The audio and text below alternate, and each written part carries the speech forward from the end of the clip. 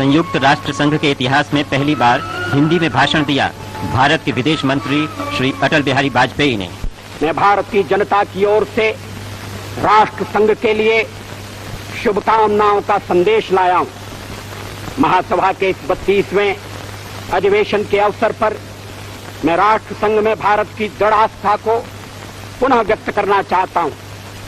जनता सरकार को शासन की बागडोर संभाले केवल 6 मास हुए, फिर भी इतने अल्प समय में हमारी उपलब्धियां उल्लेखनीय हैं। भारत में मूलभूत मानव अधिकार पुनः प्रतिष्ठित हो गए। जिस भय और आतंक के वातावरण ने हमारे लोगों को घेर लिया था वह दूर हो गया है। ऐसे संवैधानिक कदम उठाए जा रहे हैं जिनसे यह सुनिश्चित हो जाए कि लोकतंत्र और बुनियादी आजादी का अब फिर कभी हनन नहीं होगा। अध्यक्ष महोदय, वसुधैव कुटुंबकम की परिकल्पना बहुत पुरानी है। भारत में सदा से हमारा इस धारणा में विश्वास रहा है कि सारा संसार एक परिवार है।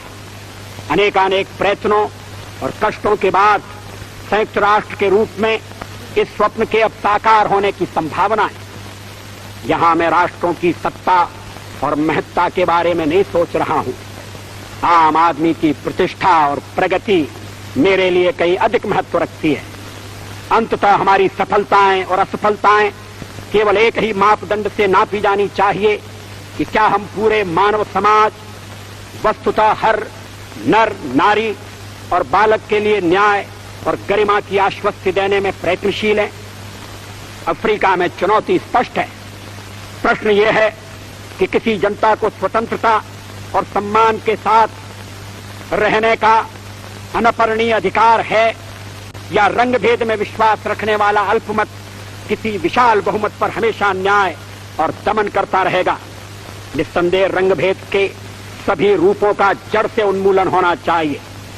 हाल में इजराइल ने वेस्ट बैंक और गाजा में नई बस्तियां बसाकर अधिकृत क्षेत्रों में जनसंख्या परिवर्तन करने का जो प्रयत्न किया है, संयुक्त राष्ट्र को उसे पूरी तरह स्वीकार और रद्द कर देना चाहिए। यदि इन समस्याओं का संतोषजनक और शीघ्र ही समाधान नहीं होता तो इसके दुष्परिणाम इस क्षेत्र के बाहर भी फैल सकते हैं। यह अति आवश्यक है कि जिनेवा सम्मेलन का शीघ्र ही पुनः आयोजन किया जाए और उसमें PLO को प्रतिनिधित्व दिया जाए। अध्यक्ष महोदय, भारत सब देशों से मैत्री चाहता है और किसी पर प्रभुत्व स्थापित करना नहीं चाहता। भारत न तो आणविक शस्त्र शक्ति है और न बनना ही चाहता है। नई सरकार ने अपने असंदिग्ध शब्दों में इस बात की पुनर्घोषणा की है। हमारी कार्यसूची का एक सर्वस्पर्शी विषय जो आगामी अनेक वर्षों और दशकों में बना रहेगा वह है मानव का भविष्य। मैं भारत की ओर से इस महासभा को आश्वासन देना चाहता हूं कि हम एक विश्व के आदर्शों की प्राप्ति और मानव के कल्याण तथा उसके गौरव के लिए त्याग और बलिदान की बेला में कभी पीछे नहीं रहेंगे। जय जगत। धन्यवाद।